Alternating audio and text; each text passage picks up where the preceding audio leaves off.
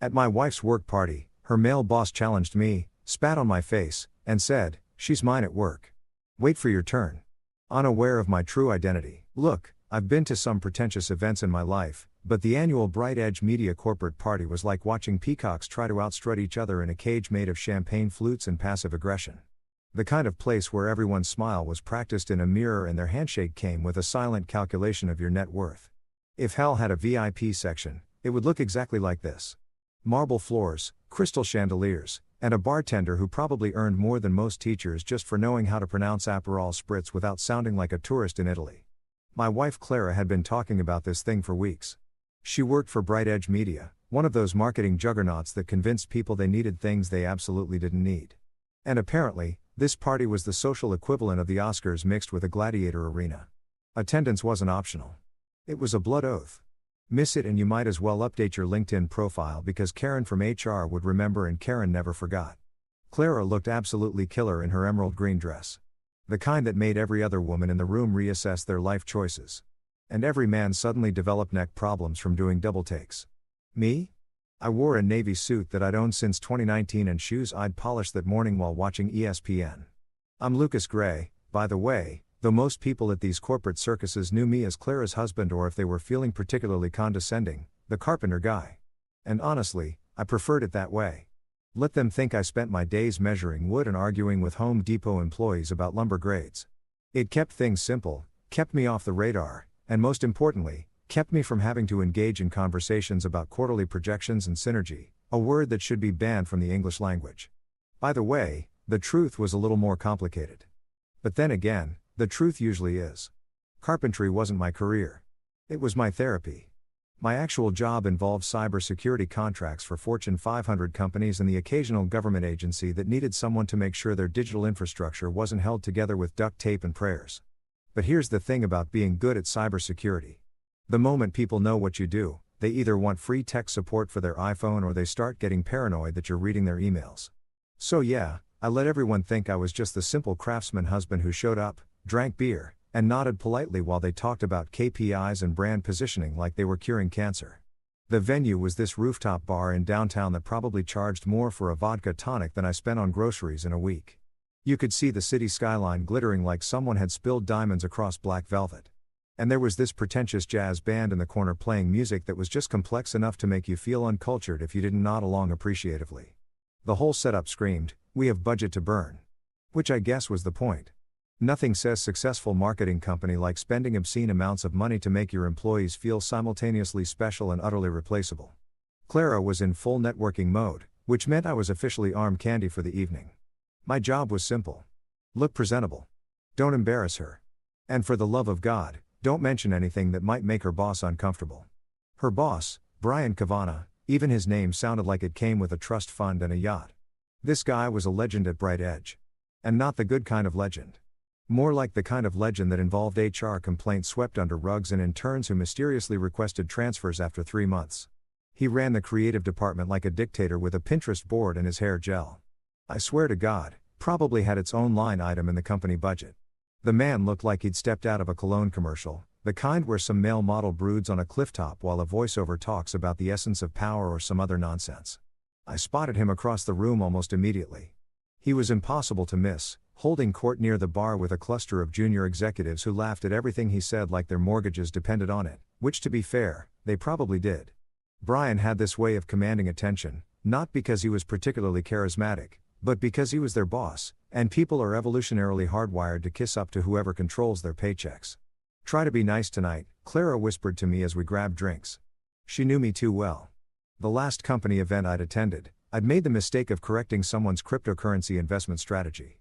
And let's just say it didn't go over well when his Bitcoin portfolio tanked 3 days later.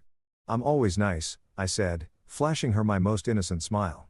She gave me that look, the one that said she loved me, but also wouldn't hesitate to murder me if I ruined her career trajectory. The party continued in full swing around us.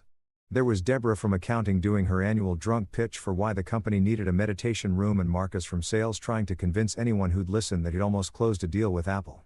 Narrator, he hadn't.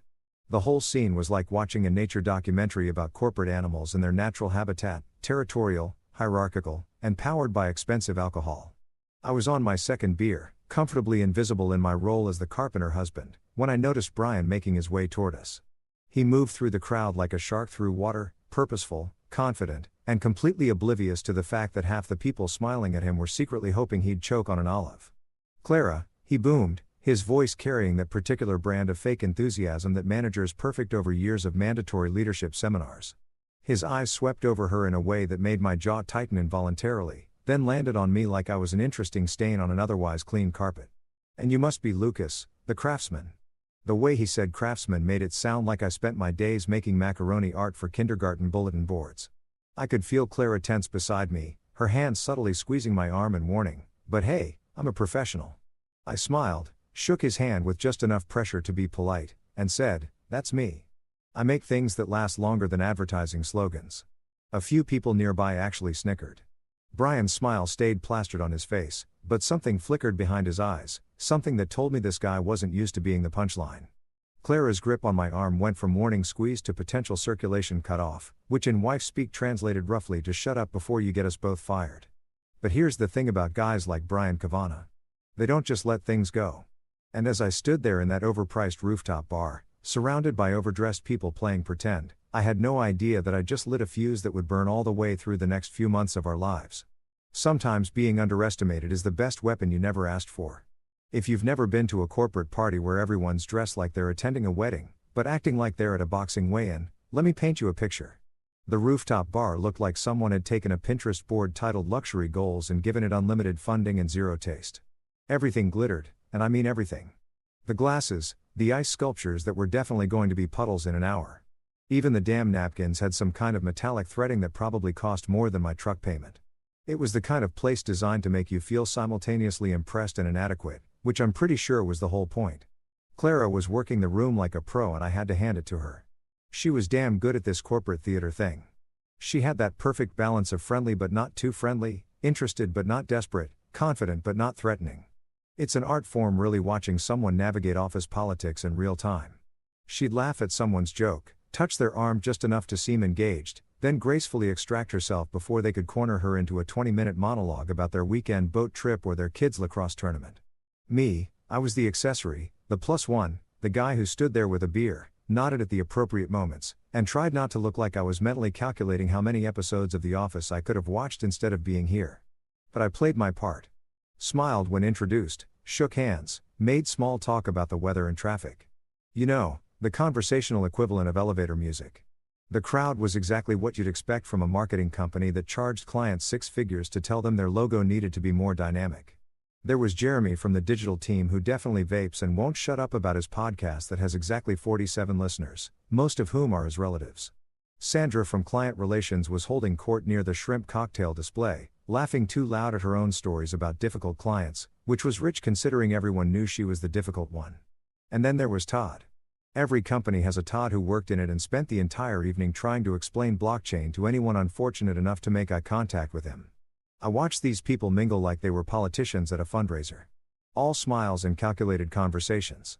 You could practically see the mental spreadsheets behind their eyes, running calculations on who was worth networking with, whose star was rising, and who might be dead weight come next quarter's restructuring. It was fascinating in a morbid sort of way, like watching piranhas in business casual. "You doing okay?" Claire asked during a brief moment when we were alone by the bar. She looked concerned, which was fair because I probably had that glazed look I get when I'm trying to remember if I set the DVR to record the game. "Living the dream," I said, raising my beer bottle in a mock toast. Though, I got to say, that guy Todd just tried to explain NFTs to me using a napkin and a metaphor involving his grandmother's attic. I think I lost brain cells. She laughed. A real laugh, not the corporate one. And for a second, she was just Clara again, not Clara from Bright Edge Media. "Just a few more hours," she promised. "Then we can go home, order pizza, and you can tell me everything you've been thinking but not saying." "Going to need a bigger pizza," I muttered, and she elbowed me gently in the ribs. The jazz band transitioned into something that I think was supposed to be sophisticated, but mostly sounded like a cat walking on a piano. People swayed anyway, because that's what you do at these things. You pretend to appreciate culture, even if you'd rather be listening to classic rock on the drive home. I was halfway through my second beer and seriously considering whether it was too early to fake a phone call from our non-existent babysitter when I noticed the shift in the room's energy. It was subtle, Like when a predator enters the watering hole and all the other animals suddenly get very aware of their surroundings. Conversations didn't stop, but they changed, got a little more performative, a little louder, like everyone was suddenly auditioning for something. Brian Kavanagh had moved from his position by the bar and was making rounds. And by rounds, I mean he was working the room like a king surveying his kingdom, stopping at clusters of employees who immediately straightened up and laughed a little too hard at whatever he was saying. The guy had presence, I'll give him that. Not the good kind of presence like a motivational speaker or a beloved teacher. More like the presence of your boss when you've been on Facebook for the last hour and suddenly hear his footsteps approaching your cubicle.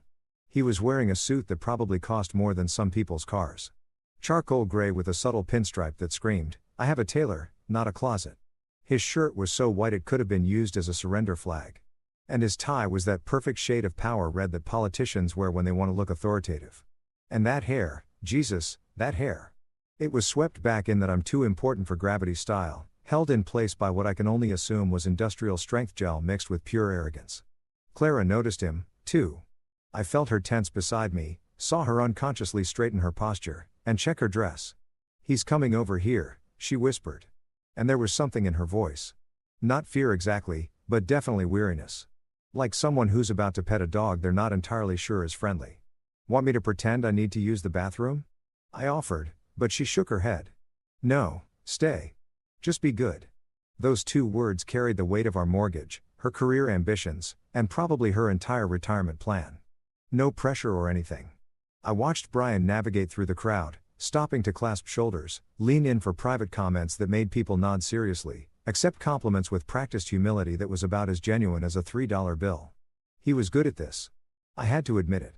The man knew how to work a room, how to make each person feel like they were the most important employee in the company for exactly 30 seconds before moving on to the next one. And then his eyes landed on Clara. I saw it happen. That moment of recognition followed by something else. Something that made my grip tighten slightly on my beer bottle. It wasn't quite appropriate, but it wasn't quite inappropriate either. It existed in that gray area that HR departments have nightmares about. The kind of look that could be explained away as professional interest, but felt like something else entirely. He changed trajectory, heading straight for us with the confidence of a man who'd never been told no in his life and wouldn't know what to do with it if he was. Clara's hand found mine, squeezed once, a message in Morse code that roughly translated to, "Please don't embarrass me in front of my boss who controls my paycheck and possibly my entire future. CL." His voice boomed across the remaining distance, warm and performative, like a game show host greeting a contestant. "There's my star player." She smiled, her professional smile, the one she'd probably practiced in the bathroom mirror before we left. "Hi, Brian. Great party. Only the best for the best," he said. Then his eyes slid to me like I was an afterthought, which I probably was. "And you must be the famous Lucas I've heard so much about." Famous, right? I was about as famous as a gas station sandwich, but sure, let's go with that. His hand extended toward me, and I shook it, noting the firm grip that was trying just a little too hard to establish dominance. This guy probably read articles about power handshakes and thought he was being subtle. "That's me," I said easily. "The carpenter husband." Yes, the craftsman." The way the word rolled off his tongue made it sound like a cute hobby. Something quaint and rustic that simple folk did with their hands. How charming. We need more people who work with their hands in this world. So authentic. Authentic.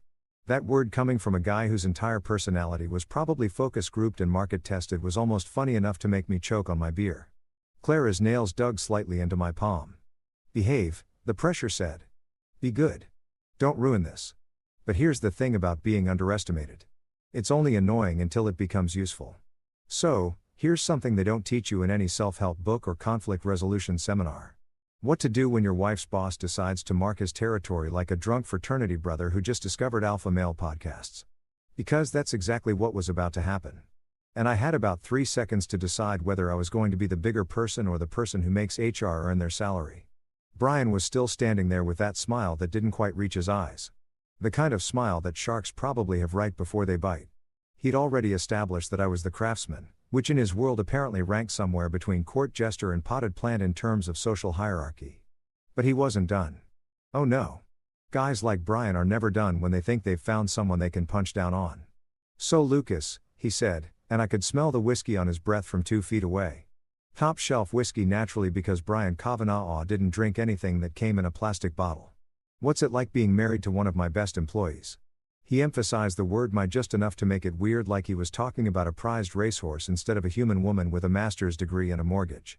Clara's hand and mine had gone from gentle squeeze to death grip. I could feel her willing me to play nice, to laugh it off, to do whatever it took to not make waves in front of her boss and half her department, who were definitely pretending not to watch this interaction while absolutely watching this interaction. It's pretty great, I said, keeping my voice neutral and pleasant, like we were discussing the weather or the proper way to assemble IKEA furniture. She's brilliant at what she does. Oh, she is. Brian agreed, nodding with the exaggerated enthusiasm of someone who'd had 3 drinks too many and thought he was being charming. Absolutely brilliant. You know, Lucas, we work her pretty hard here at Bright Edge.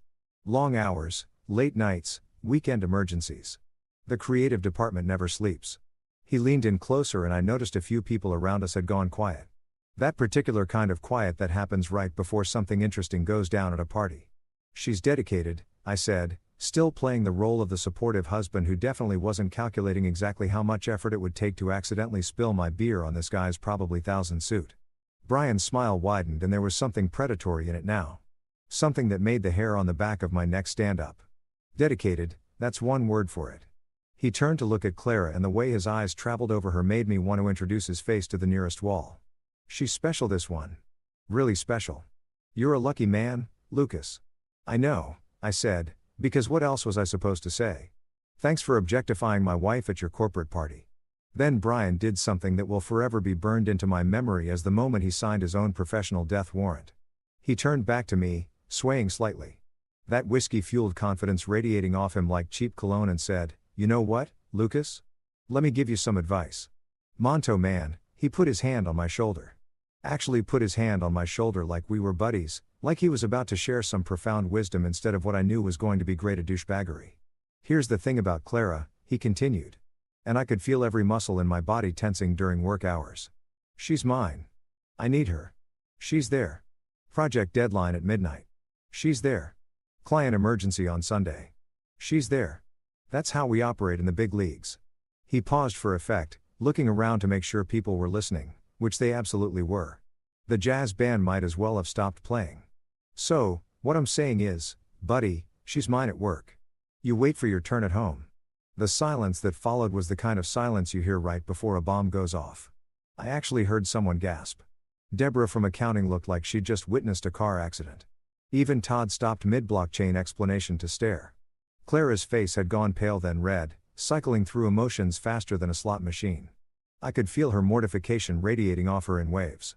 Could sense her mental calculations about how to salvage this situation, how to laugh it off, how to pretend this wasn't the most inappropriate thing her boss could have possibly said at a company function. But Brian wasn't finished with his performance. Oh no. In what I can only assume was a moment of truly spectacular poor judgment fueled by expensive whiskey and an ego the size of Texas, he actually leaned forward and spat. Actually spat in my direction. Not a full-on spit, but one of those dismissive little gestures that's somehow worse. Like I was beneath even the effort of a proper insult. Time did that weird thing where it slows down and speeds up simultaneously. I was aware of multiple things at once. The flick of moisture on my cheek, Clara's sharp intake of breath, the collective shock rippling through the crowd, and the little voice in my head that sounded suspiciously like my therapist saying, "Count to 10, Lucas. Count to 10. I counted to 3. Close enough. I reached up slowly, very slowly, and wiped my face with one of those overpriced napkins that probably cost $5 each. The whole time I maintained eye contact with Brian, who was still grinning like he'd just won some kind of alpha male championship. The crowd had gone from silent to dead silent. The kind of silence where you could hear people's careers flashing before their eyes. "You sure you're her boss?" I said finally, my voice calm and conversational like we were discussing sports scores, because that's the kind of behavior HR usually uses as training material. You know, in those what not to do videos they showed during orientation. Somewhere to my left, someone made a noise that was half laugh, half choke. It spread like wildfire, nervous. If you've never been dragged across a rooftop bar by your spouse while she's simultaneously trying to smile at her coworkers and also plan your murder, let me tell you, it's an experience. Clara had my arm in a grip that would have made a UFC fighter proud. And she was moving with the kind of purposeful speed that suggested we were either heading toward a private conversation or she was about to throw me off the building. Given the look on her face, it was honestly 50-50 smile. She hissed through her teeth as we passed Deborah from accounting, who was watching us with the kind of fascination usually reserved for reality TV drama. Clara's face was locked in this pleasant expression that absolutely did not match the death grip she had on my bicep. Act normal. I am acting normal, I said, waving at Todd, who looked like he'd just witnessed the most exciting thing to happen at a corporate party since someone got drunk and photobied their ass 3 years ago. Completely normal, just a guy enjoying a lovely evening with his wife who definitely isn't planning his funeral right now.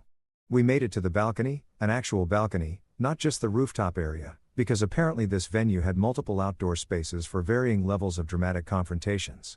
This one was smaller, more private, with those heat lamps that rich people use so they can pretend they're enjoying nature while still being comfortable.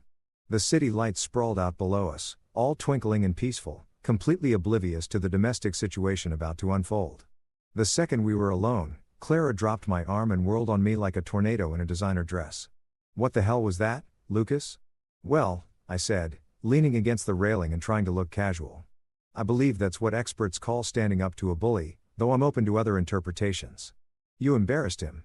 Her voice was that particular pitch that wives achieve when they're trying to yell whisper, which is somehow more terrifying than actual yelling. "In front of everyone, in front of the entire creative department, half the executives," and she stopped, pressing her hands to her temples like she was trying to prevent her brain from exploding. "Do you have any idea what you've done?" "Team building," I offered, and immediately regretted it when her eyes snapped to mine with the intensity of a laser-guided missile. "Okay, bad joke. But Clara, come on." The guy literally spat at me. "That's not normal boss behavior. That's not even normal human behavior. That's chimpanzee at the zoo behavior." "He was drunk," she protested. But even she didn't sound convinced.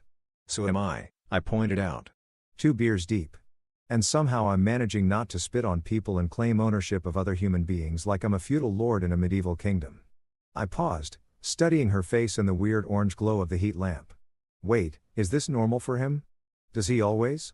"No," she said quickly. "Too quickly. I mean, he can be intense, demanding, but he's never."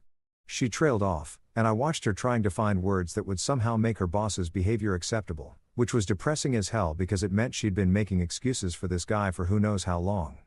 "Clara," I said her name softly, and she looked up at me with those eyes that I'd fallen in love with back in college when we were both broke and idealistic and thought we'd change the world.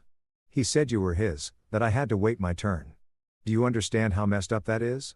"I know," she whispered. And for a second, she just looked tired. "I know, Lucas, but this is my job. This is my career. I've worked so hard to get where I am. And Brian, like him or not, he has influence. He can make or break people at this company. And she gestured helplessly back toward the party. You just humiliated him in front of everyone." "Good," I said flatly. "He deserved it. That's not how this works." The volume was creeping back up now. Frustration overtaking the exhaustion. "You don't just embarrass your wife's boss because he said something stupid while drunk. You smile, you nod, you let it go, and then we talk about it at home like adults." "He spat on me," I repeated, because apparently we were just going to keep glossing over that part. "Clara, seriously, the man spat on me. That's not a let-it-go situation. That's a call security and possibly a therapist situation." She closed her eyes and took a deep breath, probably counting to 10 or reciting some mantra about patience and marriage vows and not strangling your spouse at corporate events. When she opened them again, she'd shifted into damage control mode. I could see it happen, watched her put on her professional armor. "I need to go back in there. I need to smooth this over. Apologize on your behalf." "Don't," I said, and something in my voice made her stop. "Don't apologize for me, Clara. I'm not sorry, Lucas. I'm not sorry that I stood up to a guy who treats you like property. I'm not sorry that I called him out for being inappropriate and unprofessional. And I'm definitely not sorry that I embarrassed him because maybe, just maybe, he needed to be embarrassed." For a long moment, we just stood there staring at each other, the city humming below us, the distant sound of that terrible jazz band floating through the air. I could see her trying to decide something, weighing her career against her dignity, calculating the cost of standing by me versus the cost of standing by her boss. Finally, she shook her head. "I can't believe you sometimes." "I know," I said. "It's part of my charm. This isn't funny, Lucas. This is my livelihood. Our livelihood. The mortgage, the car payments." She stopped herself, took another breath. "I need to go back in there and fix this." She looked at me like she was trying to solve a complicated math problem. "Just stay out here for a bit. Okay, cool off. Don't talk to anyone, especially not Brian. Scout's honor, I said, holding up 3 fingers. You were never a boy, Scout. Details. I watched her turn to leave, then called after her. Hey, Clara. She paused at the doorway, looking back. For what it's worth, you're way too good for this place. For him, you know that, right? Her expression softened for just a second, just long enough for me to see the woman I married underneath all the corporate armor and career anxiety. Then it was gone, and she was striding back into the party, shoulders squared, ready to do whatever political maneuvering was necessary to save her job from her husband's big mouth. I stayed on the balcony for a while after she left, nursing my beer and watching the city lights. The thing was, Clara thought I just made a massive tactical error, embarrassed her boss, potentially damaged her career, all because of my pride or my temper or whatever narrative she was constructing to make sense of what happened. But here's what she didn't know. What Brian definitely didn't know. What nobody at that party knew except for maybe 3 people in Bright Edge's IT department who'd signed NDAs thicker than phone books.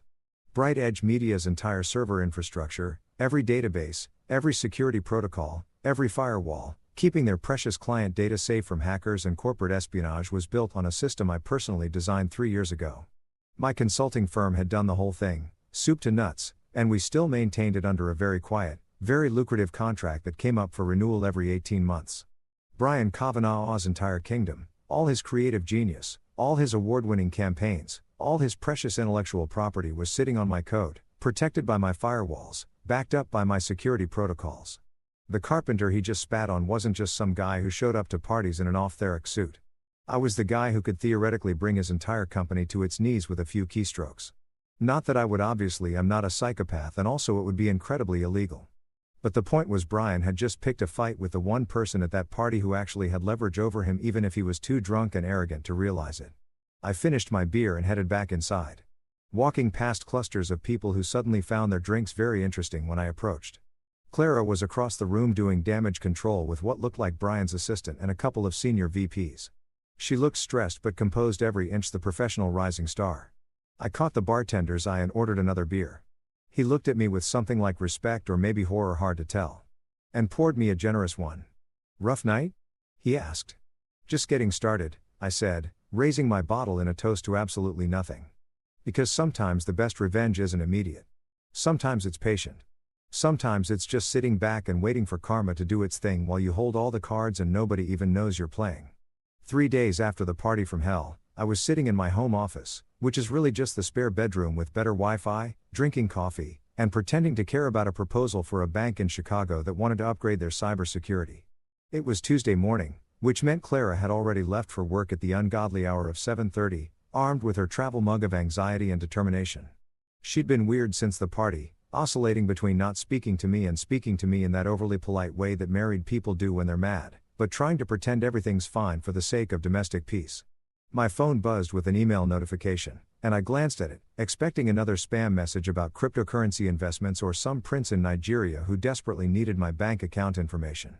Instead, it was from my business partner, Marcus Chun, not to be confused with Marcus from sales at Clara's company, because apparently every corporate environment is legally required to have at least 3 guys named Marcus. The subject line read, "Bright Edge having a bad day, lol." I opened it. Marcus had forwarded me an email chain. One of those classic corporate panic spirals where everyone's replying all and nobody's actually solving anything. The original message was from Brian's assistant, some poor woman named Jennifer, whose job apparently included sending company-wide emergency notifications at 8 in the morning. Urgent server outage affecting all creative department files. Data corruption suspected. It is investigating. All morning meetings postponed until further notice. I snorted coffee through my nose, which hurt, but was worth it. Marcus had added his own commentary at the top. "Dude, isn't this your system? Want me to check it out or you want to let them suffer for a bit?" Smiling face with horns. Here's the thing about being a cybersecurity consultant. Most of your job is preventing problems, but occasionally, very occasionally, you get to watch people create their own problems through sheer incompetence and then panic about it. It's like being a lifeguard watching someone ignore the no diving sign and then act shocked when they belly flop. I logged into Bright Edge's back-end system using my admin credentials. Yes, I still had those because that's how contracts work when you build someone's entire digital infrastructure. The dashboard loaded and I immediately saw the problem. It wasn't a hack, wasn't a virus, wasn't even particularly complicated. Their systems administrator, Some guy they'd hired 6 months ago, who probably looked great on paper, but couldn't troubleshoot his way out of a cardboard box, had ignored approximately 17 automated warnings about a critical security update. 17. I know because I designed the system to send increasingly urgent notifications, escalating from polite suggestions to digital screaming. The update was important because it patched a vulnerability in their file management system. Without it, the database could develop corruption issues if multiple users tried to access large files simultaneously, which is exactly what happened when the creative department all tried to download the same client presentation at 8 a.m. Tuesday morning because apparently nobody at Bright Edge believed in planning ahead. I could fix it in about 20 minutes. The question was whether I should. I texted Marcus, not a hack. Their admin ignored my warnings. Classic PEP situation. He replied immediately. Problem exists between keyboard and share faced with tears of joy. So you fixing it or not? That was the question, wasn't it? On one hand, it was technically my system, my responsibility to maintain it per the contract. On the other hand, Brian Kavanaugh had spat on me 3 days ago, and the petty part of my brain, which was admittedly a larger part than I'd like to admit, wanted to let him sweat for a while, watch him squirm, maybe learn a little humility. My phone rang. Clara, this couldn't be good. Hey, sweetheart, I answered, going for casual and probably missing by a mile. Lucas, her voice had that tight quality that meant she was stressed and probably surrounded by people. Are you busy right now? Just working on some stuff. Why? What's up? The servers are down at work. Everything's down. We have a client presentation in 3 hours that we can't access. And Brian is losing his mind. He's yelling at it. It is yelling at each other and nobody knows what's happening. She paused. I needed to hear your voice. This day is already a disaster. Guilt is a funny thing. It can make you do stupid, selfless things, even when the vindictive part of your brain is screaming at you to stand down and let karma work. I looked at my computer screen at the simple fix that would take me less time than it takes to microwave popcorn inside.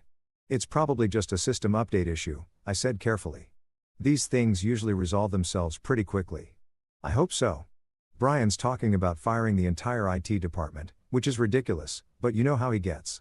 There was noise in the background. Someone calling her name. I have to go. Love you. Love you, too. I hung up and stared at my screen for another 30 seconds, having an internal debate about marriage, loyalty, and whether being the bigger person was really worth it when the smaller person was such a colossal ass. Then I fixed it because I'm apparently a better person than I give myself credit for. Or maybe just a sucker who can't stand to see his wife stressed out. 22 minutes later, Bright Edge servers were humming along like nothing had happened. I'd patched the vulnerability, cleaned up the corrupted data, and even optimized a few things while I was in there because I'm a professional and I take pride in my work even when the client is a jackass. I sent Marcus an update. Fixed. They're back online. His response. You're too nice. I would have let them burn. Yeah, well, my wife works there. Fair. Still think you're too nice, though. I went back to my coffee and the boring bank proposal, thinking that was the end of it. Crisis averted. Marriage preserved. Everyone moves on with their lives. But here's where it gets interesting. About an hour later, Marcus forwarded me another email chain. This one was from Brian himself. Sent to the entire company with that particular brand of self-congratulatory tone that managers use when they want credit for something they had nothing to do with. Team, thanks to my direct intervention and quick thinking, we've resolved this morning's technical issues. I worked closely with our IT department to identify and fix the problem. This is why strong leadership matters in crisis situations. Back to work, everyone. Let's make today count. I actually laughed out loud. The man had gone from screaming at it to taking full credit for a fix he didn't even know had happened. It was beautiful in its audacity, like watching someone claim they'd invented the wheel while standing next to an actual wheel inventor. Dude, Marcus texted, dude, did you see this? I saw it. You going to say something? Nope. Why not? Because I typed back, grinning at my screen. I'm playing the long game now. See, here's what Brian didn't know. What nobody at Bright Edge except maybe their CFO and legal department knew was that every action on their system was logged. Every fix, every patch, every administrative access. And all those logs were timestamped and attributed to specific user accounts. My user account specifically, but more importantly, Brian's little heroic narrative had caught the attention of someone who actually mattered. By Thursday afternoon, Clara called me again, this time with a different energy entirely. You're not going to believe this, she said, and I could hear the smile in her voice. The board decided to do a full IT audit. Something about wanting to understand our technical infrastructure and resilience planning after this week's outage. That's so, I said, still playing dumb. Yeah, Brian's been bragging about his tech skills, and apparently someone on the board actually knows about computers and wants to verify our systems are solid. She laughed. He's been in meetings all day. It's kind of satisfying actually. I bet, I said, and I wasn't lying, because here's the thing about audits. They're thorough. They look at contracts, vendor relationships, system logs, everything. And when Bright Edge Board brought in their auditors to examine the company's cybersecurity infrastructure, they were going to find something very interesting in the confidential vendor files. A contract with Gray and Chun Cybersecurity Solutions. A very lucrative contract, one that listed me, Lucas Gray, the carpenter, as the senior consultant and primary system architect. Brian thought he'd embarrass me at that party. Thought he'd put the simple craftsman in his place. But he was about to learn what every good carpenter knows. Measure twice, cut once. And buddy, I'd been measuring this guy since the moment he spat in my direction. By the following Monday, the universe had apparently decided that my life needed to be more interesting because my phone wouldn't stop buzzing with texts from Clara. Not angry texts this time, confused texts, which was somehow worse. The kind of texts that start with "okay, so something weird is happening" and end with "call me when you can," which in married person code translates to "I need you to explain what the hell is going on before I lose my mind." I was at Home Depot actually doing carpenter stuff because irony is alive and well, comparing with stains for a bookshelf project, when my phone rang. Clara's name flashed on the screen along with a photo from our honeymoon where we both looked younger and significantly less concerned about corporate drama. "Hey babe," I answered, wedging the phone between my ear and shoulder while holding two different stain samples up to the light like I was some kind of wood whisperer. "Lucas." Her voice had that quality that sits somewhere between amazement and mild panic. "What did you do?" "Well, right now I'm trying to decide between early American and special walnut, which sounds like a paint color, but is apparently illegitimate." "Lucas, I'm serious. What did you do?" I put down the wood stain samples and gave her my full attention because that tone meant business. "I'm going to need more context here, sweetheart. What are we talking about?" "Everyone's talking," she said. And I could hear the buzz of the office in the background. Phones ringing, people chattering, the general chaos of a Monday morning at a marketing company. "Like everyone, the audit report came back and apparently your name is all over it." My stomach did a little flip, but I kept my voice casual. "My name? That's weird. What exactly are people saying? That you're not a carpenter? That you're some kind of cybersecurity expert? That you built our entire server infrastructure?" She paused and I heard a door close. She'd moved somewhere private. "Lucas, is this true? Did you build Bright Edge Systems?" Well, the cat was out of the bag now. Might as well own it. "Yeah," I said simply. "About 3 years ago, my company got the contract. It's good work, solid pay, interesting challenges. I didn't mention it because honestly, it never really came up. You were excited about your job. I was doing my thing. Seemed easier to just keep work separate." "Easier," she repeated slowly, like she was tasting the word and finding it bitter. "Lucas, do you have any idea what's happening here right now?" Brian found out this morning during the executive briefing. Apparently, the CFO mentioned that we should thank Lucas Gay's firm for saving us 6 figures in potential breach costs last quarter. I couldn't help it. I grinned. "Oh, yeah. How Brian take that news?" He turned white, like vampire white, like he'd seen a ghost or gotten a tax audit or found out his hair gel was discontinued. Despite her stressed tone, I could hear the hint of satisfaction in Clara's voice. Then he just sat there for the rest of the meeting looking like someone had told him Santa wasn't real and also he owed Santa back taxes. "That's unfortunate," I said, not meaning it even a little bit. "Lucas, this is serious. Everyone knows now. They know you're not just some carpenter husband. They know you're," she struggled for the words, "important. Like actually important to the company. More important than half the people at that party." "I'm really not though." I protested because it was true. "I just built their security system. It's not a big deal." "Not a big deal." Her voice went up an octave. "Lucas, Janet from HR just asked me if I could put in a good word about their home network security. Marcus from sales, you know, blockchain. Marcus. He cornered me by the coffee machine to ask if you take on private clients. And Deborah from accounting literally winked at me. Win like I'd won some kind of lottery by marrying you." I tried very hard not to laugh and failed completely. "I mean, you did win a lottery. I'm a catch. Very handsome, moderately employed, excellent taste, and would stain. This isn't funny." But she was laughing now, too. That slightly hysterical laugh that happens when your entire perception of reality shifts and you don't know whether to be angry or amazed. Everyone's been treating you like arm candy for 3 years and it turns out you're still the same guy. I finished just a guy who happens to know his way around a server room and also enjoys building furniture on weekends. Nothing's changed, Clara. Everything's changed, she countered. You humiliated Brian at the party and now everyone knows you actually had the credentials to do it. Do you understand? You weren't just some husband standing up for his wife. You were. She stopped and I could practically hear her brain rewiring 3 years of assumptions. You were the guy who literally keeps his company running. And he spat on you. Yeah, I said quietly. He did. There was a long pause filled only with the ambient noise of her office and the distant sound of someone at Home Depot announcing a sale on garden supplies over the PA system. Why didn't you tell me? She asked finally, and there was hurt in her voice. Now, why didn't you ever mention that you work for Bright Edge? I work for lots of companies, Clara. It's what consultants do. We build systems, we maintain them, we move on to the next project. Bright Edge was just another client. I picked up the early American stain again, studying it like it held the secrets of the universe. And honestly, I like being just your husband, not Lucas Gray, cybersecurity expert. Just Lucas, the guy you married because I made you laugh and I remembered your coffee order and I didn't care about corporate politics or climbing ladders or any of that stuff. You still made me look like an idiot, she said. But there was no real heat in it anymore. You're not an idiot. You're brilliant at your job. That's got nothing to do with what I do. You earned your position, your promotions, everything. I'm just the guy who makes sure the lights stay on in the background. I paused. Though, I got to say, watching Brian find out who I really am must have been pretty entertaining. She snorted, actually snorted, which meant she was past being mad and into the territory of finding this whole situation as absurd as I did. He tried to play it cool, but everyone could tell he was dying inside, especially after someone, I think it was Sandra from Client Relations, asked him why he'd called our critical infrastructure consultant a carpenter at the party. Ouch. Yeah, it's been making the rounds. Every department knows about it by now. You're kind of famous here, Lucas. We're infamous. I'm not sure which.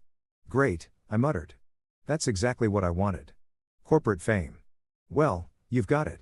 Along with approximately 17 LinkedIn connection requests, an invitation to speak at the next Company Tech Summit, and oh, this is the best part. Brian's been locked in his office all morning. His assistant says he's reviewing strategic priorities, but everyone knows he's just hiding. I should have felt bad for the guy.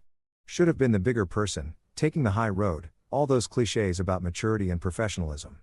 But after watching him belittle my wife, spit on me, and strut around like he owned the place. Yeah, I was enjoying this way more than I probably should. So what now? I asked. What's the vibe at the office? Weird, Clara admitted. Really weird. People keep looking at me differently. Like I'm suddenly more interesting because my husband isn't who they thought he was, which is kind of insulting when you think about it, but also she trailed off. Also kind of validating.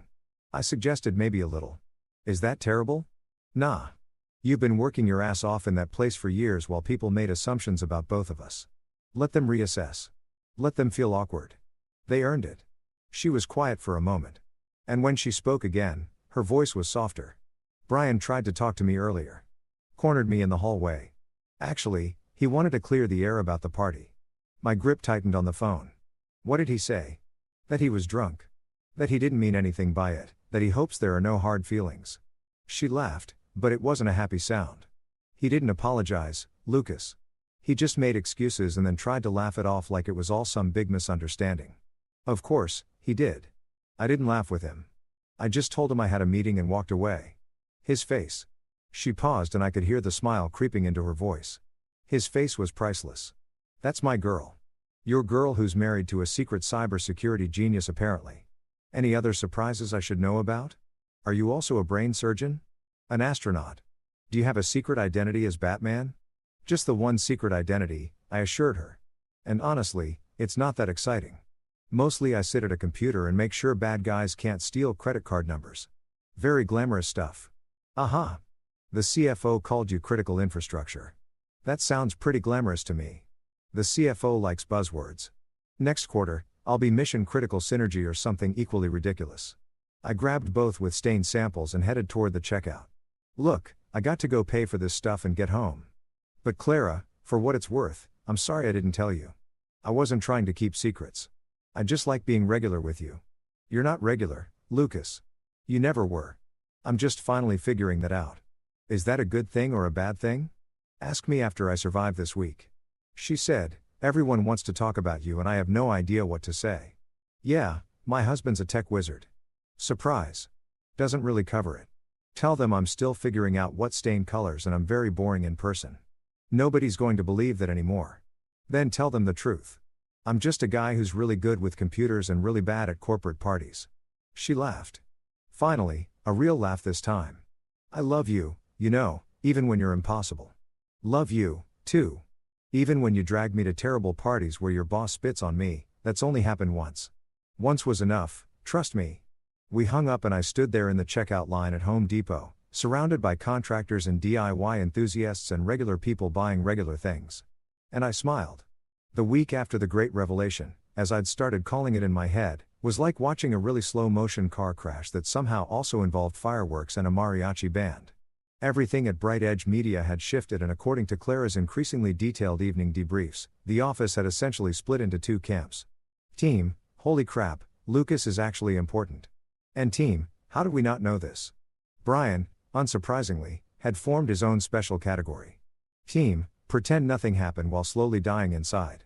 I was working from home on a Thursday afternoon, halfway through a security audit for a pharmaceutical company that was somehow less dramatic than my wife's marketing firm, when Clara texted me. He cornered me in the break room. I didn't need to ask who he was. There was only one he who mattered in the ongoing saga of my accidentally becoming Bright Ted's most talked about spouse. My phone rang 2 seconds later. Are you okay? I asked immediately because Brian had already proven he had the emotional regulation skills of a toddler who'd been told he couldn't have candy. I'm fine, Clara said. But her voice had that edge to it. The one that meant she was definitely not fine, but was holding it together through sheer force of will and probably spite. But Lucas, he actually tried too. She stopped and I heard her take a breath. He tried to blame me. Said I should have told him who you were, that I made him look bad at the party. I stood up from my desk so fast my chair rolled backward and hit the wall. He what? Yeah. We were both getting coffee and he just appeared like a corporate vampire. Started going on about how embarrassing this whole situation has been for him. How I should have been upfront about your credentials and how this could have all been avoided if I'd just been honest. She laughed, but it was sharp enough to cut glass, like it's my fault he got drunk and spat on you. What did you say?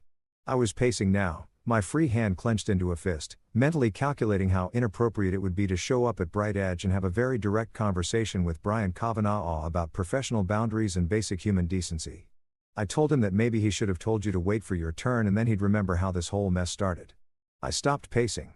You said that word for word, direct quote, his own words right back at him. There was satisfaction in her voice now. The kind that comes from finally standing up to someone who's had it coming for way too long. You should have seen his face, Lucas. He looked like I'd slapped him, which for the record I wanted to do, but HR frowns on workplace violence apparently. That's my girl, I said, grinning despite the anger still simmering in my chest. What did he do? Sputtered. Literally sputtered like a broken engine. Tried to say something about taking things out of context and misunderstanding his intentions.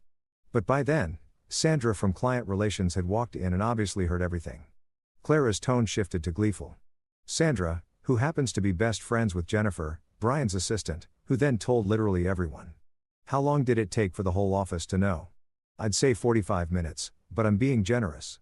It was probably more like 20. I sat back down, my anger morphing into something closer to satisfaction. So, what's the vibe now? Chaotic.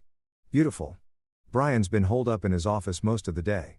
People are talking, not even trying to be subtle about it. I heard 2 junior designers discussing it by the printer. Marcus from Sales Blockchain Marcus apparently started a betting pool on whether Brian's going to resign or get fired. What are the odds? 3-1. He's gone by end of quarter. Though personally, I think he's too stubborn and too arrogant to quit. He'll have to be dragged out kicking and screaming while insisting it's all part of his master plan. She wasn't wrong. Guys like Brian didn't go quietly. They went down swinging, taking credit for their wins and blaming everyone else for their losses, rewriting history until they were the heroes of their own increasingly delusional narratives. How are you holding up? I asked because this wasn't just office gossip anymore. This was her career, her daily environment, and her boss was imploding in real time. Honestly, I'm weirdly okay. Better than okay, actually. She paused and I could picture her sitting at her desk twirling a pin the way she did when she was thinking. For 3 years, Lucas, I've been walking on eggshells around Brian, being careful, being diplomatic, making excuses for his behavior because that's what you do when you want to keep your job and get promoted. But now everyone knows he's full of it. They know he disrespected you. They know he tried to take credit for your work. And they know he's been acting like a territorial jackass. You sound almost happy about this. Maybe I am. Is that terrible? Nah, it's human. The guy's been awful to you, to everyone, probably. And now he's facing consequences. That's not terrible. That's justice with a side of karma. Over the next few days, Clara kept me updated on the ongoing saga. Brian had apparently tried to rally support from other department heads, painting himself as the victim of some elaborate misunderstanding. It didn't work. Turned out when you build a reputation on being difficult, condescending, and inappropriate, people aren't super eager to defend you when you finally face the music. The executives, meanwhile, had discovered that I existed and decided I was suddenly very interesting. Clara forwarded me emails, invitations to networking dinners, requests for coffee meetings, one guy from the C-suite who wanted to pick my brain about digital transformation strategies, which was corporate speak for give me free consulting. I ignored most of them politely, professionally, but firmly because here's the thing. I didn't want to be Bright's new golden boy. I didn't want to smooth with executives or attend strategy meetings or get pulled into their corporate games. I built their system. I maintained it. And that was the extent of my interest in their company. Clara got promoted 3 weeks later. Not Brian's position, not yet, but a senior role that came with better pay, her own office, and most importantly, a different reporting structure. She wouldn't be working directly under Brian anymore. Some VP named Catherine Shun would be her new boss.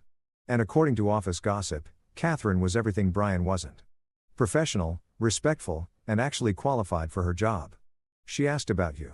Clara told me over dinner one night. We were at our favorite Italian place celebrating her promotion with wine that cost more than $15 and pasta that we didn't have to cook ourselves. Asked what if you'd be interested in consulting on a new project, something about expanding their cybersecurity protocols for international clients. She swirled her wine, studying my face. I told her I'd ask, but that you were pretty selective about your contracts. I am selective and also I don't want to work somewhere where your boss might spit on me. She nearly spit out her wine, laughing. Brian's not. He wouldn't. She stopped, thought about it. Okay, yeah, fair point. Besides, I continued, cutting into my chicken parmesan like I was making a very important point. You're doing great there on your own. You don't need me swooping in like some tech superhero. You're Clara Gray, senior marketing strategist and general badass. That's got nothing to do with who you're married to. She reached across the table and squeezed my hand. Thank you for that. For what? For letting me have this, my career, my success. Without making it about you, sweetheart. It was never about me. You earned every bit of this. I paused. Though, I got to say, watching Brian squirm has been a nice bonus. He's been different lately. Quieter, less strutting around like he owns the place. Good. Maybe he learned something. Maybe, Clara said, but she didn't sound convinced. Or maybe he's just plotting his comeback. Prideful men never really learn, do they? She was right about that. Guys like Brian didn't change. They just got better at hiding who they really were until the next opportunity to show their ass presented itself. But that was future Lucas's problem. President Lucas was enjoying wine, pasta, and celebrating his wife's success while secretly hoping Brian Kavanaugh was somewhere having a very bad day. So, here's something nobody tells you about corporate drama. It doesn't end with a neat little bow. It first. It mutates. It turns into the kind of thing that eventually requires HR intervention, which is basically the corporate equivalent of calling in a SWAT team to negotiate with a hostage situation. Except the hostages are employee morale and basic workplace dignity. 6 weeks after the party incident, I got an email that made me laugh so hard I nearly dropped my coffee. The subject line read, "Professional consultation request confidential." It was from Angela Martinez, Bright Edge's head of human resources. And the gist of it was this. They were conducting a formal review of workplace conduct issues stemming from the annual party. And would I be willing to participate as a third-party professional consultant to provide context about the incident? Third-party consultant.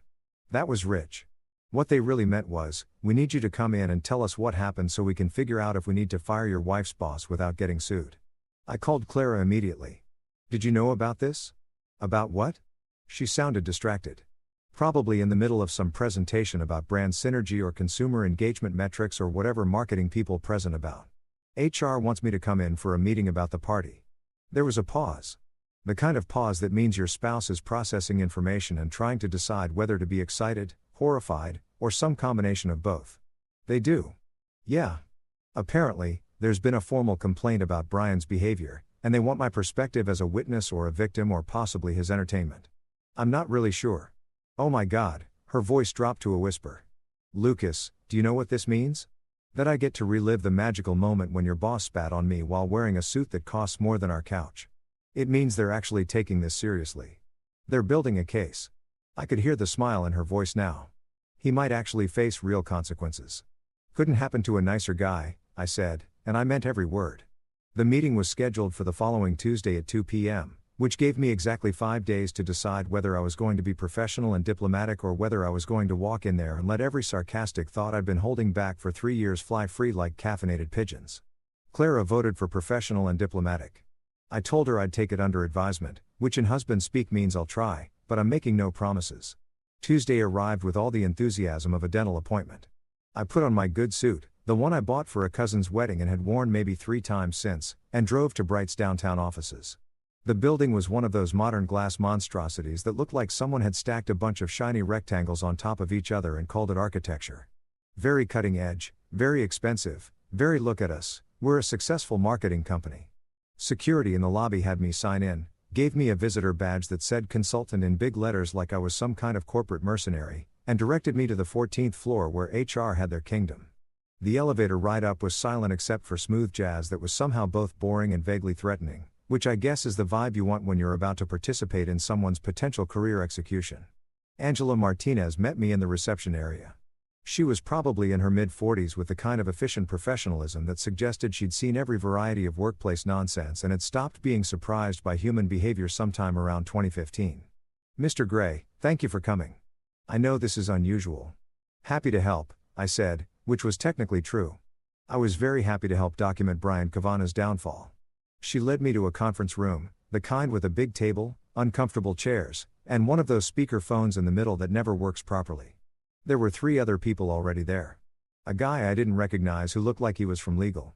A woman with a laptop who was probably taking notes. And oh, this was perfect. Jennifer, Brian's assistant, who looked like she'd rather be literally anywhere else. We appreciate your willingness to participate in this review. Angela began once we were all seated. This is a confidential proceeding regarding an incident at the company's annual celebration 6 weeks ago. We're gathering testimony from witnesses to better understand what occurred and determine appropriate next steps.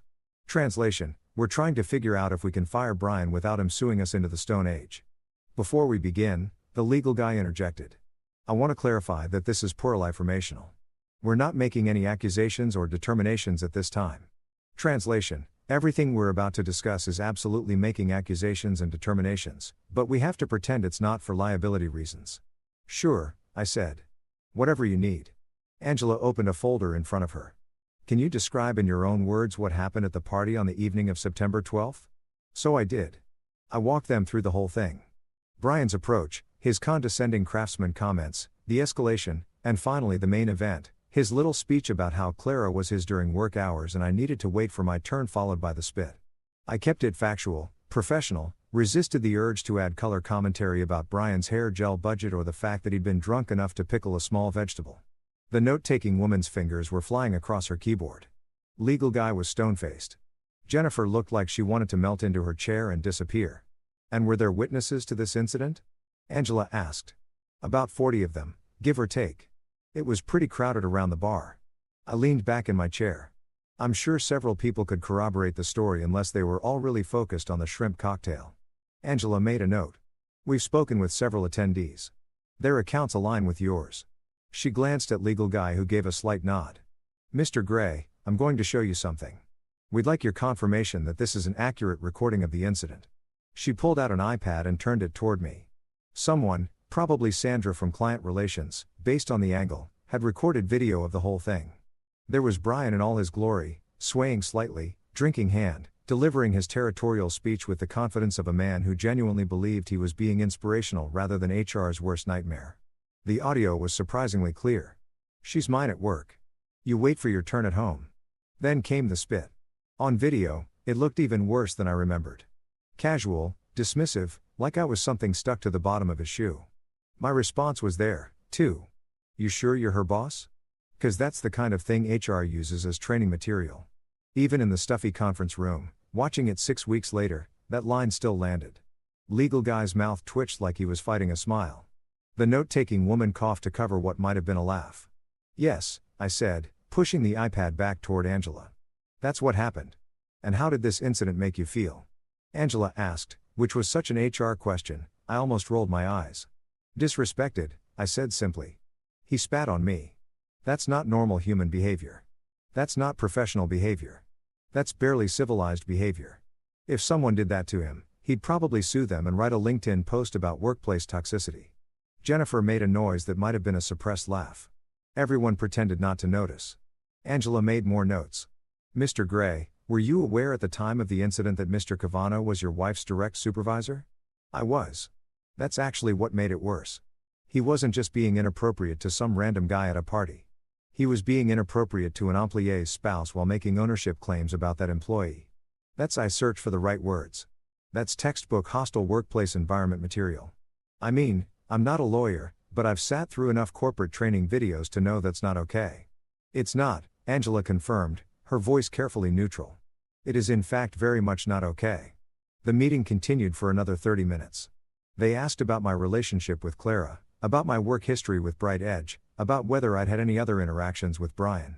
I answered everything honestly, professionally, and with only minimal sarcasm, which I thought showed incredible restraint on my part. As we were wrapping up, Angela looked at me with something that might have been sympathy or possibly respect. Mr. Gray, on behalf of Bright Edge Media, I want to apologize for what you experienced at our company event. That behavior doesn't reflect our values or standards. I appreciate that, I said. Though maybe you should save that apology for your employees who have to work with him every day. We're addressing that, she said. And something in her tone told me that Brian Kavanaugh's days at Bright Edge were numbered in single digits. I left the building feeling lighter than I had in weeks. Clara texted me before I even made it to my truck. How'd it go? Let's just say I typed back. HR has some interesting video evidence of your former boss's people skills or lack thereof. Former boss, give it time, I replied. Give it time. 3 days later, Brian Kavanaugh was suspended pending investigation. 2 weeks after that, he resigned to pursue other opportunities, which everyone knew was corporate code for. We were absolutely going to fire you, but we're letting you quit so you can pretend you have dignity. I got a gift basket from Bright Edge's executive team, fancy coffee, expensive chocolate, and a polite note, thanking me for my professionalism and cooperation. There was also a confidential settlement offer attached, basically asking me to sign an NDA in exchange for a modest payment. I declined the NDA, but kept the chocolate. My silence, after all, was worth way more than their budget could afford. Time has this funny way of smoothing out rough edges. 3 months after Brian's dramatic exit, or voluntary resignation to pursue passion projects, as the official company memo called it, which was corporate for "we caught you being a jackass on camera." Things at Bright Edge had settled into a new normal, a better normal. The kind of normal where people didn't tiptoe around their boss like he was a landmine with a personality disorder and a gel budget. Clara came home one evening in late January with news that made me put down my power drill mid-project. I was building a shoe rack for the mudroom because apparently my carpenter reputation needed maintaining and also because our entryway looked like a footwear explosion had occurred. They offered me Brian's position, she said, standing in the doorway of the garage with her coat still on and snowflakes melting in her hair. Her face was doing this thing where she was trying to look calm and professional, but her eyes were screaming, "Holy, holy, holy shit." I set down the drill carefully, wiped sawdust off my hands, and walked over to her. Say that again. Creative director Brian's old job. Catherine offered it to me this afternoon. She was smiling now. That huge genuine smile that I'd fallen in love with back in college when she was just a girl with big dreams and a tendency to steal my hoodies. Lucas, I got it.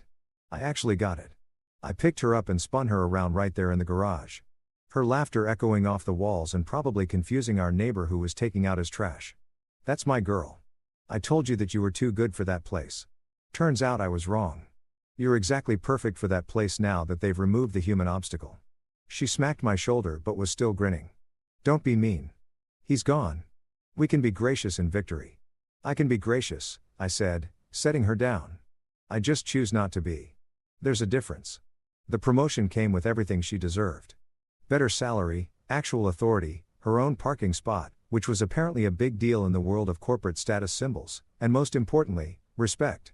No more late night texts from a boss who thought her time belonged to him. No more walking on eggshells. No more making excuses for someone else's bad behavior. She threw herself into the role with the kind of energy that would have made motivational speakers weep with envy. Within a month, she'd restructured her team, implemented new workflow processes that didn't rely on intimidation and ego, and somehow made the creative department a place people actually wanted to work. Her employees started smiling in the hallways. Productivity went up. The weird tension that had hung over Bright Edge like a toxic cloud started to dissipate. You know what the best part is? She told me one night while we were cooking dinner together, or rather while she was cooking and I was helping by eating ingredients and offering commentary, people actually talk to me now, not because they're scared or because they're trying to get on my good side. They just talk like I'm a human being. It's revolutionary. That's called basic respect, sweetheart. You might have heard of it. Revolutionary for Bright Edge, she clarified, stealing back the piece of bell pepper I just snagged. The culture shift has been insane. We had a team meeting last week where people actually shared honest feedback, constructive criticism, creative disagreements. Nobody cried or feared for their job. It was amazing. I kissed her temple. You're amazing. There's a difference. Of course, the universe being what it is, ironic and occasionally hilarious. The annual company party rolled around again in March. Same venue, same rooftop bar, same overpriced everything, but with a completely different energy.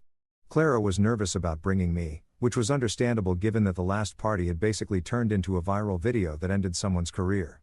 Just promise me, she said while we were getting ready, that you won't start any drama. I never start drama, I protested, adjusting my tie in the mirror. I merely participate in drama that others have initiated. There's a distinction. Lucas, Clara, I'm serious. This is my first big event as creative director. I needed to go smoothly. Then don't invite anyone who spits on people and we should be fine. She threw a sock at me, which was fair. The party was everything I remembered and nothing like it at the same time. Same glittering rooftop, same jazz band that sounded like they were making it up as they went along. Same appetizers that cost more per bite than a regular person's lunch. But the atmosphere was different, lighter somehow, like someone had opened a window in a stuffy room and let actual air in. People approached me differently this time. No more condescending pats on the shoulder or dismissive. Oh, the carpenter husband introductions. They actually wanted to talk to me like I was a real person. Wild concept. Marcus from Sales Blockchain. Marcus, who had apparently given up on crypto and moved on to NFTs because he had a type, cornered me by the bar within 15 minutes. Lucas, man, I've been meaning to ask you. I've got this home network set up and I think maybe someone's piggybacking on my Wi-Fi. Is there like a way to check that? I blinked at him. You're asking me for free tech support at a party? I mean, yeah. He looked genuinely confused, like he couldn't understand why that might be inappropriate. Marcus, buddy, I charge $200 an hour for consultations. His face fell. Oh, right. Sorry. I didn't mean to. I'm kidding, I said, taking pity on him. Change your router password to something that isn't password 123 and you'll be fine. Also, enable WPA3 encryption if your router supports it. You're a lifesaver, man. He actually fist bumped me, which was both endearing and slightly cringe. A woman from the design team whose name I couldn't remember but who had always been polite approached next. I heard you build furniture in your spare time. Do you take commissions? I've been looking for a custom bookshelf for my apartment and everything online is either ugly or cost a fortune. I mostly just build stuff for fun. I admit it. But send me the dimensions and what you're looking for. I'll see what I can do. No promises, but I like a good design challenge. Her face lit up. Really? That would be amazing. My Instagram is full of bookshelf inspiration if you want to see. He doesn't have Instagram. Clara interjected smoothly, appearing at my side with 2 glasses of wine. Lucas exists in a social media void. It's very zen. It's very lazy, I corrected. I just don't care what people are eating for breakfast or what their thoughts on current events are. Present company excluded. The evening continued like that. A steady stream of people actually treating me like a human being with skills and interests rather than just an accessory to Clara's career. Deborah from accounting asked about encryption protocols for personal documents. Todd tried to engage me in a conversation about blockchain again, but I redirected him toward Marcus and watched them disappear into their own little tech bro conversation bubble. Sandra from client relations asked if I knew anything about her smart home devices possibly being hacked, which led to a surprisingly interesting discussion about IoT security vulnerabilities. At one point, a junior developer whose badge said, Travis approached nervously. Mr. Gray, I just wanted to say, the system you built for us is really elegant. I've been studying the architecture as part of my onboarding, and the way you structured the authentication protocols is just chef's kiss. I actually felt myself blush, which was ridiculous. Thanks, man. That means a lot coming from someone who actually looks at the code. Are you kidding? You're like a legend in our department. We have a whole channel in Slack dedicated to analyzing your work. That's either really flattering or really creepy. I haven't decided which. Definitely flattering, Travis assured me. Your goals, dude. After he left, Clara leaned in close. You have fans. Actual fans. How does that feel? Weird, I admitted. Also kind of cool, but mostly weird. Later in the evening, a small group had gathered around me near the bar. Combination of techies, creatives, and random people who apparently found me interesting now that I wasn't just Clara's husband, the carpenter. Someone asked about the difference between penetration testing and vulnerability assessments. Someone else wanted to know if I really built furniture or if that was just a cover story for being a secret agent, which was absurd, but also kind of flattering. Rule 1, I said, warming to my audience and maybe also to my third beer. Never underestimate a man with a hammer. Rule 2, never underestimate a man with a firewall. Master both and you're basically unstoppable. People actually laughed. Real laughs, not polite corporate chuckles. Clara was watching from across the group with this expression that was part pride, part amusement, part I can't believe this is my life now. Rule 3, I continued because apparently I was on a roll. If someone spits on you at a company party, make sure there's video evidence. Really helps with the HR proceedings later. The laughter got louder, more genuine. Everyone knew what I was referring to. The Brian incident had become office legend. The kind of story that gets told to new hires as both entertainment and cautionary tale. Clara came over after the group dispersed, sliding her arm through mine. Having fun actually. Yeah, this is way better than last year. Lower bar to clear to be fair. True, but still. People are cool when they're not scared of their boss or trying to impress some tyrant with hair gel issues. She leaned her head on my shoulder. Thank you for what? For being you. For standing up to him. For not letting me make excuses. The thing about karma is that it doesn't work on your schedule. It takes its sweet time, meandering through the universe like a drunk tourist looking for the bathroom, and then bam, it shows up exactly when you least expect it and delivers justice with the precision of a laser-guided missile wrapped in irony. It was September again, almost exactly 1 year after the original party incident, and I was at a cybersecurity conference in Chicago, one of those massive conventions where tech nerds gathered to discuss threat vectors and zero-day exploits while consuming alarming amounts of hotel coffee and pretending the continental breakfast counts as actual food. I was on a panel about infrastructure security. Apparently, my reputation had grown beyond just fixing people's home networks and keeping marketing companies from getting hacked by bored teenagers in Eastern Europe. The conference center was one of those sprawling complexes that required a map and a decent sense of direction to navigate, which meant I was perpetually lost and late to everything. I just finished my panel discussion and was heading toward the exhibition hall where various companies were showing off their latest security solutions, most of which were either unnecessary or solving problems that didn't actually exist. That's when I saw him, Brian Kavanagh, standing at a booth for some startup called Secure Flow Solutions wearing a polo shirt with their logo embroidered on it and a smile that looked like it had been stapled to his face. He was doing a demo for a couple of uninterested attendees, gesturing enthusiastically at a monitor, displaying what appeared to be the world's most boring dashboard. I stopped walking, just stood there in the middle of the aisle like someone had pressed pause on my life, watching this man who'd spat on me, belittled my wife, and strutted around Bright Edge like he owned the place, now reduced to working a vendor booth at a tech conference. The universe, I decided, had an excellent sense of humor. I could have walked away, should have walked away, probably taken the high road, been the bigger person, all those cliches about maturity, and moving on. But here's the thing about me. I'm petty enough to appreciate cosmic justice, but not so mature that I'll pass up the opportunity to witness it up close. I walked over to his booth, hands in my pockets, casual as Sunday morning. He didn't recognize me at first. His eyes did that thing salespeople do where they assess whether you're worth their time or just another browser who's going to take a free pin and leave. Then recognition hit and I watched his face cycle through about 17 different emotions in 3 seconds. Surprise, confusion, fear, embarrassment, and finally settling on something that looked like a person trying to swallow a live fish. Lucas, he said, and his voice cracked slightly on my name. Wow, hi. I didn't expect to see you here. Funny, I said, picking up one of the brochures from his booth and pretending to read it. I work in cybersecurity. This is a cybersecurity conference. Where else would I be? Right. Of course. Yeah. He was sweating now. I could see it on his forehead despite the aggressive air conditioning. You were on that panel earlier, weren't you? Infrastructure security. I was. You catch any of it? No, I was. We've been pretty busy here at the booth.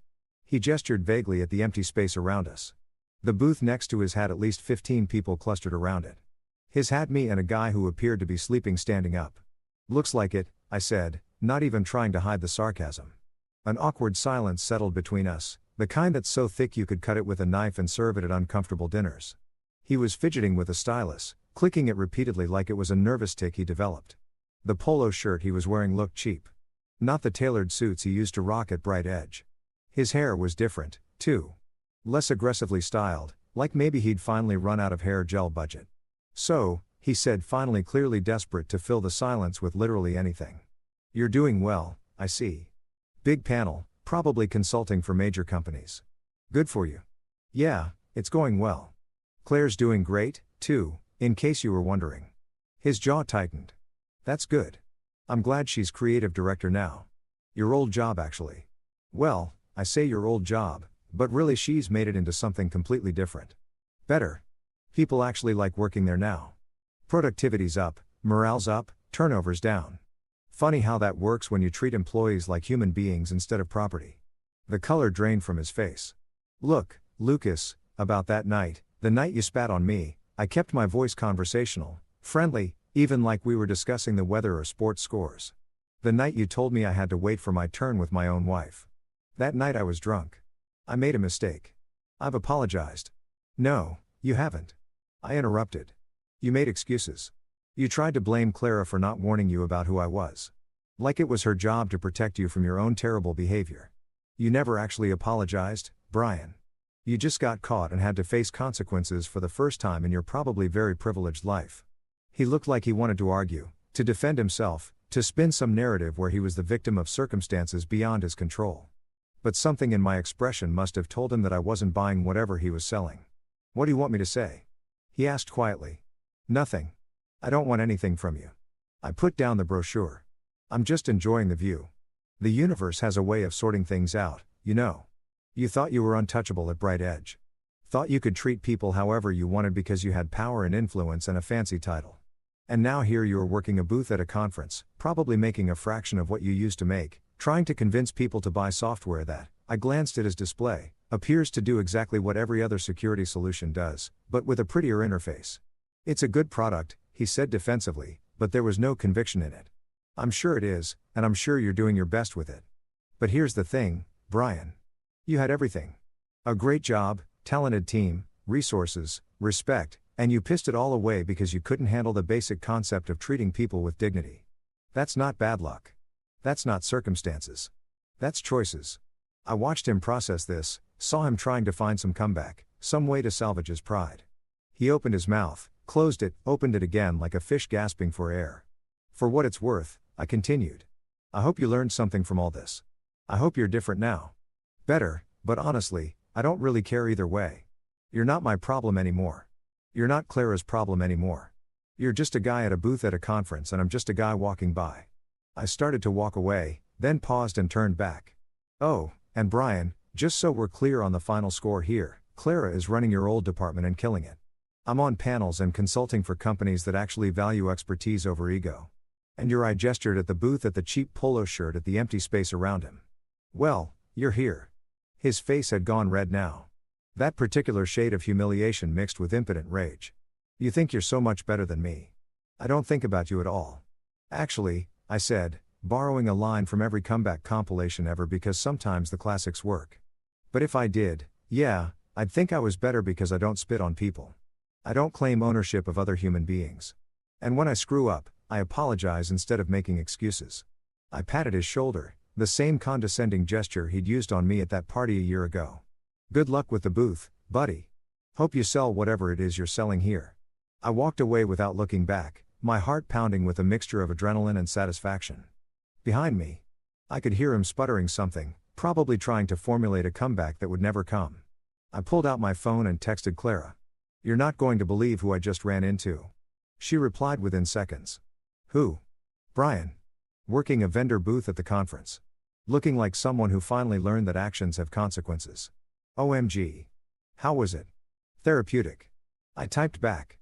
Very therapeutic. That evening, I called her from my hotel room. She was at home, probably curled up on the couch with a glass of wine and whatever Netflix show we were binge watching together. We talked for an hour about the conference, about Brian, about how far we'd both come in the last year. Do you feel bad for him? She asked at one point. I thought about it. Really thought about it. No, I feel like justice happened. Not because I made it happen, but because the universe has a way of correcting itself. He built his career on intimidation and ego and that foundation crumbled. That's not my fault. That's just gravity. You're very philosophical tonight. I'm very petty tonight. I corrected. But I'm dressing it up in philosophy to sound mature. She laughed, that genuine from the belly laugh that I loved. I'm proud of you for standing up to him then, for being gracious. Now I wasn't gracious. I was sarcastic and pointed and definitely rubbed salt in the wound. Okay. For being appropriately sarcastic, then for showing him that good guys don't always finish last. We don't. I agreed. Sometimes we finish exactly where we're supposed to be and the bad guys end up working booths at conferences in cheap polo shirts. It's poetic, really. A year ago, Brian Kavana had looked at me and seen nothing. Just a carpenter, just a spouse, just someone beneath his notice. He'd felt comfortable enough in his power to be cruel, to be dismissive, to literally spit in my direction because he thought there would be no consequences. But power based on intimidation is just a house of cards waiting for a strong wind. And sometimes that wind comes from the most unexpected directions. From the carpenter who turns out to be the guy keeping your company's servers running. From the wife who's better at your job than you ever were. From the universe itself deciding that enough is enough. I'd once thought the best revenge was watching someone realize they'd picked the wrong fight. I was wrong. The best revenge was moving forward, building something better, and then accidentally running into them years later when they're at their lowest and you're thriving. And maybe, just maybe, reminding them one last time exactly why karma is real and patience really is a virtue. Hey, Clara, I said before we hung up, yeah, she's mine everywhere now. Not just at work, everywhere. She was quiet for a moment, then damn right I am. And that finally was the last word on Brian Kavana.